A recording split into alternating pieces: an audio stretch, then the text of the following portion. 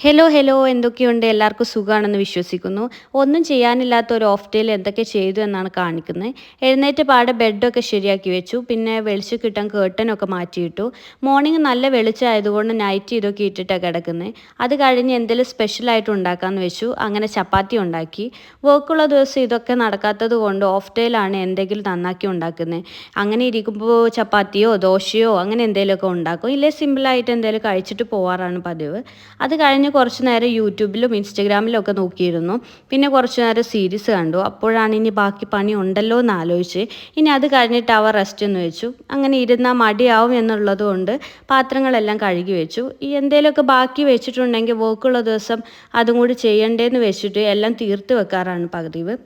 അത് കഴിഞ്ഞ് ബാക്കിയിടവും ക്ലീൻ ചെയ്ത് ഒരു കോഫി കുടിക്കാമെന്ന് വെച്ചു.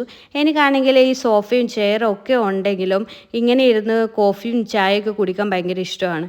ഇങ്ങനെ ആരെങ്കിലുമൊക്കെ ഉണ്ടെങ്കിൽ കമൻറ്റ് ചെയ്യണേ. പിന്നെ കുറച്ച് നേരം റെസ്റ്റ് എടുത്ത് അപ്പാർട്ട്മെൻറ്റ് തൂത്തുടച്ച് വൃത്തിയാക്കി. എല്ലാം ഒരു ദിവസം എടുക്കാൻ ഇച്ചിരി മടിയാണെങ്കിലും വേറെ ഒന്നും ചെയ്യാനില്ലാത്തത് കൊണ്ട് ഇതൊക്കെ അങ്ങ് ചെയ്ത് തീർക്കും.